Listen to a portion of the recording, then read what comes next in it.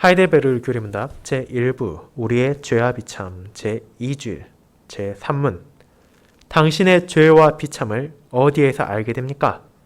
하나님의 율법에서입니다. 제4문 하나님의 율법이 우리에게 요구하는 것은 무엇입니까? 그리스도께서는 이 사실을 마태복음 22장에서 요약하여 가르쳐 주십니다. 예수께서 가라사대 내 마음을 다하고 목숨을 다하고 뜻을 다하여 주 너의 하나님을 사랑하라 하셨으니 이것이 크고 첫째 되는 계명이요 둘째는 그와 같으니 내 이웃을 내 몸과 같이 사랑하라 하셨으니 이 두 계명이 온 율법과 선지자의 강령이니라. 제5문 당신은 이 모든 계명을 완전하게 지킬 수 있습니까? 지킬 수 없습니다. 나는 본성적으로 하나님과 이웃을 미워하는 성향이 있습니다. 교리문답 읽는 설교 후에는 찬송 1A장을 통해 사도신경을 함께 고백한 후 시편 19편 3절, 4절, 5절, 6절을 함께 부르도록 하겠습니다. 오늘 교리문답 설교는 오전과 같이 캐나다 앵캐스터 개혁교회 목사님이신 피터 홀트플러 목사님께서 작성하신 설교를 허가를 받아 번역하여 읽는 설교로 봉사하도록 하겠습니다. 사랑하는 주 예수 그리스도 안에 있는 형제 자매님들, 죄란 무엇입니까? 우리는 어떻게 죄를 알게 됩니까? 누군가의 다스림과 계명을 어기는 것이 죄입니까? 그렇다면 그렇게 다스리는 사람은 누구이며 계명을 내린 자는 누구입니까? 또한 우리의 삶의 죄는 얼마나 큽니까? 우리는 일상에서 어떤 죄들을 범합니까? 이와 같은 질문들은 사실 우리가 그렇게 자주 생각하지는 않는 것입니다. 저는 최근 누군가에게 그가 지금 지은 죄가 무엇이 있는지에 대해 물어보았는데 그는 어깨를 으쓱 하더니 집에 있는 과자 상자에서 쿠키를 하나 빼먹은 정도겠네요 라고 답했습니다. 그와 같이 우리는 자신의 죄를 직면하는 데 있어 어려움을 겪기도 합니다. 저와 여러분이 제 일주일에서 배운 것처럼 우리가 예수님께서 주신 진정한 위로를 누리고자 한다면 가장 먼저 우리의 죄와 비참을 바르게 알아야 할 필요가 있습니다. 그런데 우리는 진정 우리의 죄가 무엇인지 그리고 그것이 얼마나 큰 영향을 우리의 삶에 미치는지를 이해하고 있습니까? 그렇게 제2주일은 우리가 죄의 문제를 바르게 알고 하나님의 말씀, 그분의 율법으로 향해야 한다는 바른 방향을 가르쳐 줍니다. 그리고 이제 그 율법은 우리에게 죄, 그 자체가 진정 무엇인지를 보여줍니다. 그것은 바로 참된 사랑을 잃어버린 것입니다. 그렇게 저는 하나님의 말씀을 다음과 같이 여러분들께 전달하고자 합니다. 나에게 필요한 건 사랑입니다. 첫 번째, 잃어버린 사랑. 두 번째, 발견한 사랑이 바로 그것입니다. 먼저 첫 번째, 잃어버린 사랑에 대해 함께 알아보겠습니다. 형제자매 여러분, 만약 여러분이 무언가에 대해 알고 싶다 그러면 여러분은 어떻게 하겠습니까? 높은 확률로 아마도 여러분의 핸드폰을 들고 검색을 시작할 것입니다. 하지만 저는 어제 길을 가던 중 다음과 같이 적힌 교회 표지를 보았습니다. 모든 것에 대한 답이 구글에 있지는 않습니다. 여러분의 성경을 펼쳐보십시오. 그리고 그것은 분명 훌륭한 조언입니다. 하나님의 말씀이 아니라면 우리가 대체 어디에서 죄에 대한 진리를 배울 수 있겠습니까? 서로 여러분이 인터넷에서 죄에 대한 정확한 정보를 보았다는들 그것은 성경으로부터 진리를 깨달은 신자가 기록한 것입니다. 자, 진정한 진리는 우리가 하나님을 필요로 한다는 것입니다. 그분께서 우리 자신에 대해 말씀해 주시고 우리의 기원과 우리의 현실에 대해서 알려주십니다. 사람은 자신의 죄에 대해서는 말하지 않을 것이며 그것이 얼마나 큰 영향을 미치고 있는지에 대해서는 더더욱 이해하려 하지 않을 것입니다. 왜냐하면 인간은 자신을 나쁘게 생각하는 것을 싫어할 뿐 아니라 다른 사람들이 자신을 악하게 보는 것은 더 싫어하기 때문입니다. 그저 나는 좋은 사람이야 라고 생각하고 그와 같은 인식을 다른 사람들도 공유하기를 원합니다. 그렇지 않습니까? 요즘 유행하는 페이스북이나 인스타그램 같은 각종 소셜미디어를 생각해 보십시오. 여러분이 그것을 사용하지 않는다 하더라도 아주 조금의 관심만 기울인다면 그것을 이용하는 사람들이 최대한 자신이 멋져 보이도록 최대한 자신이 즐겁고 행복한 순간만을 찍어서 거기에 올리고 있습니다. 대체 누가 자신이 너무나 화를 내고 있거나 누군가를 질투하고 있거나 현실에 좌절하고 있거나 슬퍼하는 사진을 올리겠습니까? 대부분의 사람들은 아이의 출생, 결혼이나 약혼, 이사와 같은 기쁜 소식만을 알릴 뿐이지 어떤 사람이 누가 내가 포르노를 보았다거나 어젯밤 술에 취해 고주망태가 되었다거나 혹은 내가 다른 사람들의 험담을 다니고 있고 부모님의 말씀을 거역하겠다고 선언하겠습니까? 우리의 첫 조상인 아담과 하와와 마찬가지로 우리는 지금도 여전히 의도적으로 자신의 죄를 감추려 하고 자신의 죄로 말미암아 부끄러워하며 심지어 그런 죄가 우리의 일상에 일어난다 할지라도 그것을 받아들이기보다는 부인하기를 선호합니다. 그리고 이 점은 오늘날의 페이스북이나 소셜미디어에만 국한된 것이 아닙니다. 이는 수천 년 전의 과거부터 이어져 왔습니다.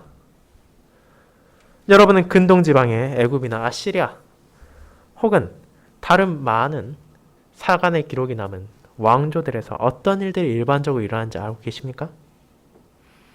그런 왕들은 의도적으로 자신들에게 불리한 일들을 기록하거나 남기지 못하게 했습니다.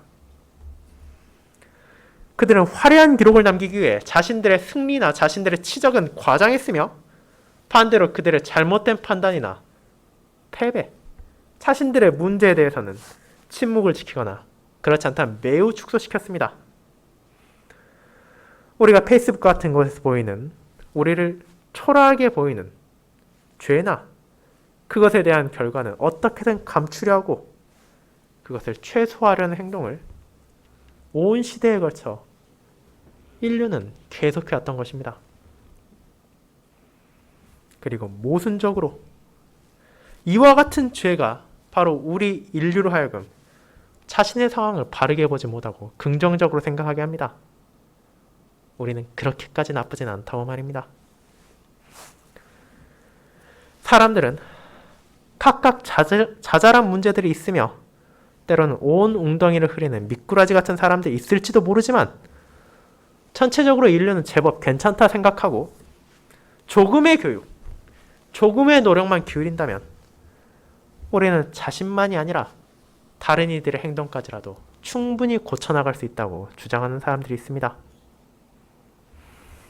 그리고 그에 따라 많은 인류가 가지는 지배적인 생각은 최소한 모든 사람에게 나름의 장점은 있으며 그것을 드러내기만 하면 문제가 없을 것이라는 점입니다. 여러분은 이런 점들을 텔레비전이나 영화 혹은 소설이나 책과 같은 부분에서 종종 접하게 될 것입니다. 즉, 사람은 선하다는 믿음이 많은 이들의 생각에 반영되어 있습니다. 하지만 우리가 하나님의 말씀을 살필 때 그와 정반대의 평가를 바라보게 됩니다. 간단한 예를 들어봅시다. 오늘 우리가 읽은 시편 143편은 하나님의 마음에 합한 자이며 주님으로부터 사랑을 받은 자인 다윗이 기록한 것입니다. 그런데 그는 2절에 뭐라 말하고 있습니까? 주의 종에게 심판을 행하지 마소서. 주의 눈앞에는 의로운 인생이 하나도 없나이다. 다윗은 하나님 앞에 그 자신만이 아니라 남은 모든 인류가 어떤 존재인지에 대한 진리를 깨달았습니다.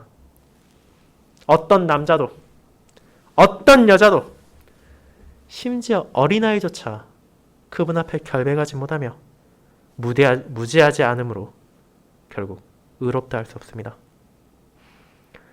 다윗이 시편 53편 3절에서 말한 것처럼 인류는 각기 물러가 함께 더러운 자가 되고 선을 행하는 자가 없으니 한 사람도 없습니다.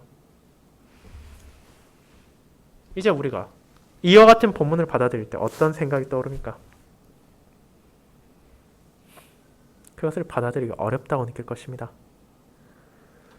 물론 신자로서 우리에게 사람이 죄인이라는 개념, 죄악되었다는 개념 그 자체는 친숙하지만 그것이 정말로 어떤 선도 행할 능력이 없다는 것입니까? 불신자들이 서로 간에 행하는 바람직한 행동들은 그럼 무엇입니까?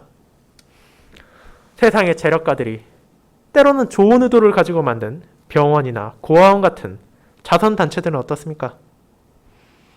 그런 것들을 어디가 악한 것입니까? 그리고 만약 우리가 그리스도인으로서 자기 자신을 생각한다면 과자를 몰래 먹는 것처럼 사소한 잘못들은 그냥 제쳐두고 나서라도 정말로 우리가 하나님 앞에 의롭다 말할 수 없을 정도로 수많은 죄들이 우리 안에 가득 차 있습니까? 죄는 나쁜 일을 하는 거 아닙니까? 분명 내가 하루에도 몇 차례 안 좋은 일을 할 수도 있지만 그만큼 좋은 일도 하지 않습니까? 그리고 만약 내가 하루 종일 집에만 앉아있어 아무 일도 행하지 않는다면 그 순간에도 우리는 정말 죄를 짓고 있는 것입니까? 이 수많은 질문에 대한 답을 알기 위해 우리는 성경으로 돌아가야 하며 그것을 더 깊이 탐구하기 위해 제 산문답의 도움을 받을 수 있습니다. 이는 다음과 같습니다. 당신의 죄와 비참을 어디에서 알게 됩니까? 답, 하나님의 율법에서입니다. 우리는 답을 구하기 위해 더 넓은 범위에서 하나님의 말씀을 붙잡으려 하고 그 역시 틀린 것은 아니지만 율법, 말씀의 일부로 주어진 하나님의 계명은 우리에게 죄가 진정 무엇인지를 밝혀줍니다. 그리고 교리문답은 우리의 구원주께서 율법과 선지자를 요약한 유명한 표현에서 드러난 두 가지 큰 계명을 연결합니다. 내 마음을 다하고 목숨을 다하고 뜻을 다하여 주 너의 하나님을 사랑하라. 내 이웃을 내 몸과 같이 사랑하라. 형제자매 여러분, 이와 같은 우리 주 예수 그리스도의 말씀에 따르자면 하나님께 순종하는 것은 하나님을 사랑하고 이웃을 사랑하는 것이기에 죄란 분명 우리의 그런 사랑에 결핍이 있다는 것을 가리키는 것입니다.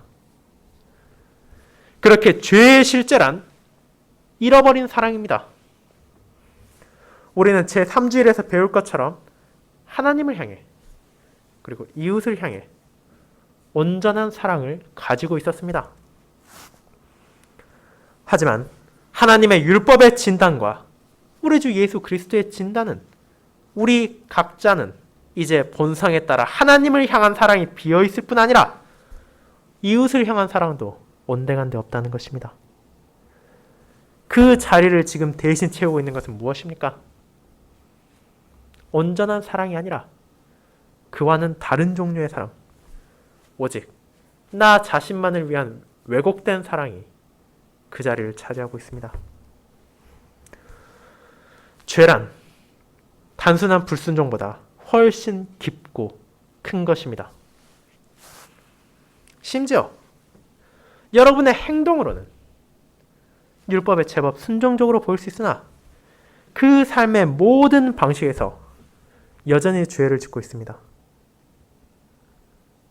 왜냐하면 우리 마음에 주님을 향한 바른 사랑이 없기 때문입니다. 그것이 바로 예수님께서 바리새인들을 지적한 것 아닙니까? 그들은 하나님께서 주신 삶의 규칙에 따라서는 조금의 문제도 없었을지 모르나 하나부터 열까지 저주받을 죄인들이었습니다.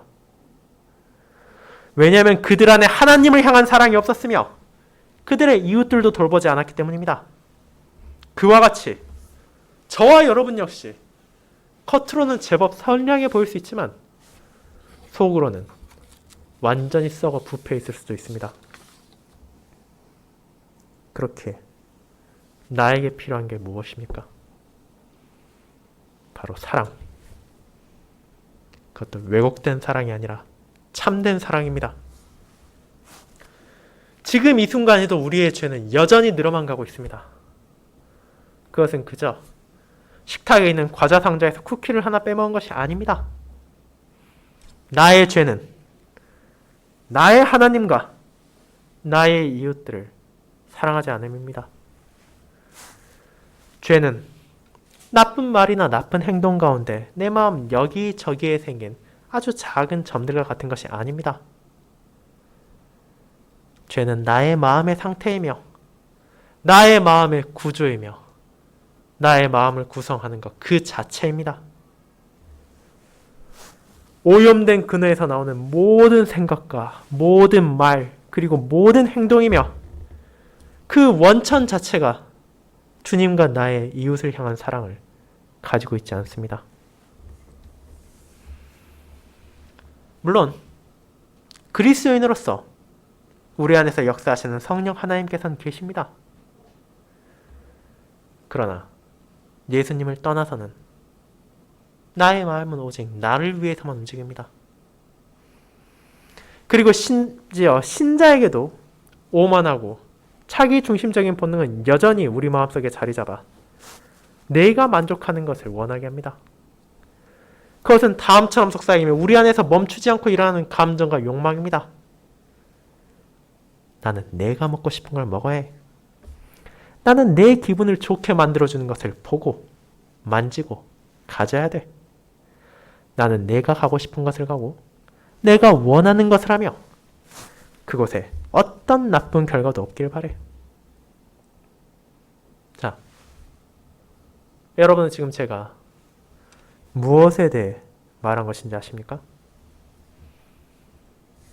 그것은 바로 우리의 첫 조상이 금지되었던 과실을 먹었을 때 한 생각이며 가인이 그의 동생을 죽였을 때 했던 생각이고 라멕이 두 아내를 거느리고 그의 보복을 칭송할 때 가진 생각일 뿐 아니라 노아의 시절 온 세상이 가졌던 생각입니다. 내가 원하는 것만 내놓고 날 방해하지 마. 사랑이 사라진 인류의 악취와 죄악이 하늘에까지 올라가 하나님께서는 자기애와 하나님을 향한 증오, 이웃을 경멸하는 죄 가운데 표류하는 수백만의 인류를 마침내 땅에서 지우셨습니다. 그렇게 이것은 그저 남의 일이 아닙니다. 제5문답에서 우리가 고백하는 것처럼 사람의 죄악된 마음에는 사랑이 아니라 증오가 있습니다. 나는 본성적으로 하나님과 이웃을 미워하는 성향이 있습니다. 우리 안에는 자신의 이웃들을 깔아뭉개고 나 자신을 높이고자 하는 바람이 있습니다. 다윈 역시도 우리아의 아내를 향해 욕망을 품고 그의 죄를 더 이상 숨길 수 없게 되어 우리아를 죽임으로 말미암아 그 자신을 기쁘게 했을 때 이 충동이 무엇인지를 너무나 뼈저리게 느꼈습니다. 그것이야말로 증오가 역사한 것 아닙니까? 그와 같이 우리가 의도적으로 같은 반의 친구들을 우정에서 제외하려 하고 직장의 동료나 교회의 회원을 따돌리려 한다면 그것이 사랑입니까? 아니면 미움입니까? 우리가 남의 등 뒤에서 험담을 하고 다른 사람이 이룬 성과를 빼앗으려 할 때, 그리고 그들의 소유를 가지고자 할 때, 그런 감정은 과연 사랑과 증오 가운데 어디에서 기인한 것입니까? 다윈 역시 자기 자신의 그와 같은 악한 성향에 따른 적이 있으며, 반면에 시편 143편 3절에서 기록한 것처럼 다른 이들의 그런 성향에 따라 고통받은 적도 있었습니다. 원수가 내 영혼을 핍박하며 내 생명을 땅에 엎어서 나로 죽은 지 오랜 자같이 나를 암흑 속에 두었나이다. 그들은 다윗을 그저 육체적으로 괴롭히는 것에 만족하지 않았으며 그의 목숨을 빼앗으려까지 했습니다. 그들은 다윗을 쫓고 또 쫓았습니다. 사울 왕이나 압살롬을 떠올려 보십시오. 그들은 다윗을 도시에서부터 광야까지 추격했으며 산으로 동굴로 몰아붙여 다윗으로 하여금 자기 자신에게 안전한 곳이 더 이상 없다고 느낄 정도로 만들기까지 했습니다. 그런 다윗은 하나님께서 택하신 왕이었으며 그분의 기름 부음 받을 자였기에 다윗을 증오하는 것은 단순히 한 개인을 증오하는 것을 넘어 하나님을 향한 미움이었습니다. 그리고 이와 같은 증오는 사람의 영혼의 어둠과 부패를 묘사합니다. 참된 사랑이 없는 영혼이 어디까지 가는가 말입니다. 그것이 바로 율법이 우리에게 내린 진단입니다. 사랑이 없어졌다는 것입니다. 하지만 이 동일한 율법은 우리로 하여금 그 사랑을 다시 찾을 수 있는 유일한 장소로 향하도록 인도합니다. 그것이 두 번째, 우리가 발견한 사랑입니다. 성도 여러분, 다윗은 분명 시편 143편에서 자기 자신만이 아니라 그 어떤 사람도 하나님 앞에서 의로울 수 없다는 것을 고백하지만 거기에서 멈추지 않았음을 기억하도록 합시다. 그를 정죄한 율법은 그의 결점과 그의 사랑 없음을 적나라하게 보여주었지만 다윗은 이제 그에 대해 어떻게 반응합니까?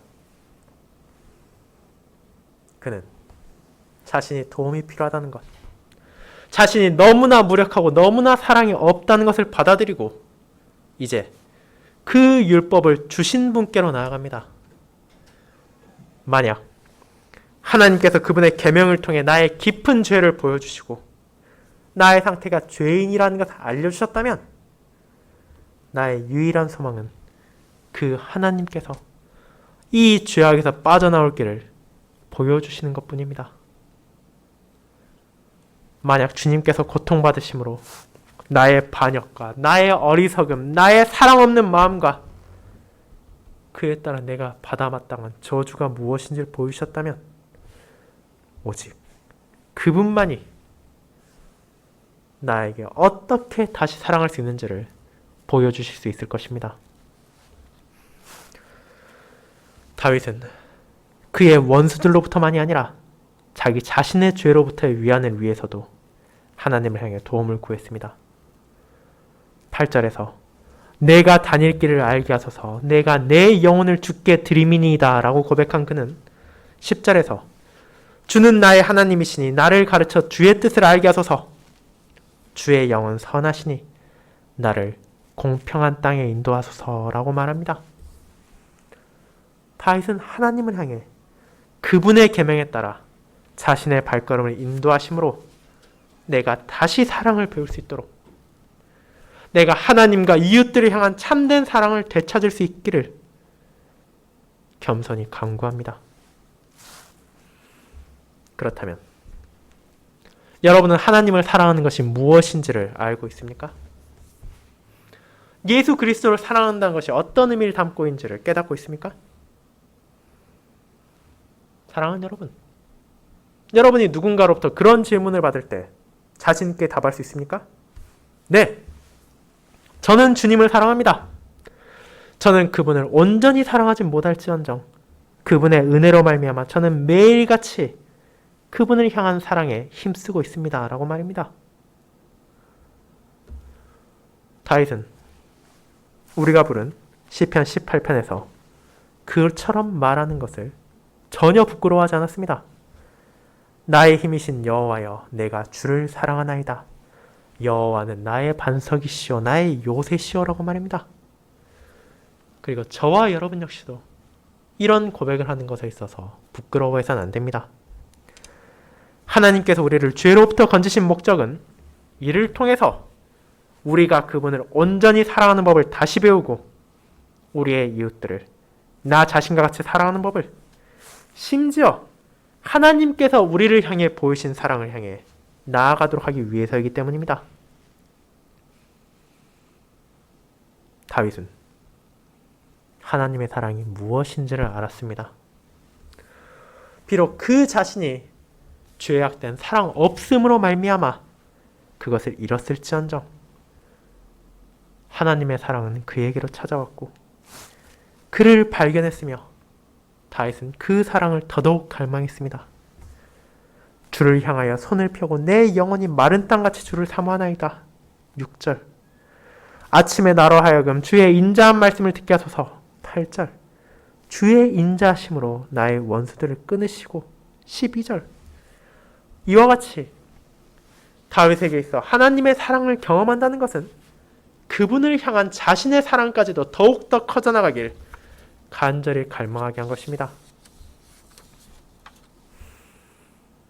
오늘날 많은 사람들은 율법이 사랑에서 가장 먼 것이라 생각하며 계명과 순종은 사랑과 은혜와는 반대되는 것이라고 생각하곤 합니다. 하지만 율법을 주신 그 하나님께서 동시에 그분의 백성들과 그분의 피조물들을 향해 믿을 수 없는 사랑을 베푸셨는데 어떻게 그것이 사실이겠습니까? 이 하나님께서는 반역적인 아담과 하와를 향해 구속의 약속을 주셨으며 아브라함과 함께 구원의 약속에 대한 언약을 맺으셨을 뿐 아니라 다윗의 후손 가운데 오실 메시아를 약속하셨고 그 모든 약속들과 그보다 더한 은혜를 그분의 독생자가 우리의 사랑 없음과 율법에 대한 모든 죄에 대한 대가로 죄인의 자리에서 죽게 하심을 베푸셨습니다. 그렇기에 그 하나님이 바로 사랑입니다. 만약 율법의 모든 총계가 그 모든 것을 더한 것이 결국 사랑으로 귀결되고 율법을 주신 분을 사랑하는 것이라면 그분이야말로 너무도 크고 넓으며 깊은 사랑으로 우리의 죄를 정복하실 사랑의 원천이시며 우리가 사랑을 다시 되찾게 할 수 있는 유일하신 분일 뿐 아니라 그 사랑을 더욱더 갈망하도록 만드는 사랑을 베푸신 분이기 때문입니다. 성도 여러분, 그렇게 하나님의 율법은 우리의 죄를 보여주며 우리가 잃어버린 사랑을 보여줍니다. 하지만 동시에 그것은 우리가 그 잃어버린 사랑을 다시 찾을 수 있는 바로 저와 여러분의 하나님을 바라보게 합니다. 예수 그리스도 안에서 우리를 향한 그분의 사랑이 드러났습니다. 그리고 그리스도의 사랑을 그분의 영을 통해 우리 마음 가운데서 역사하심으로 성령 하나님께서는 우리 안에 하나님과 이웃을 향한 사랑을 일구어내십니다. 그렇기에 우리는 자신 있게 말할 수 있습니다. 내게 필요한 것은 바로 그 사랑이며 내가 받은 모든 것이 바로 그 사랑이라고 말입니다. 아멘.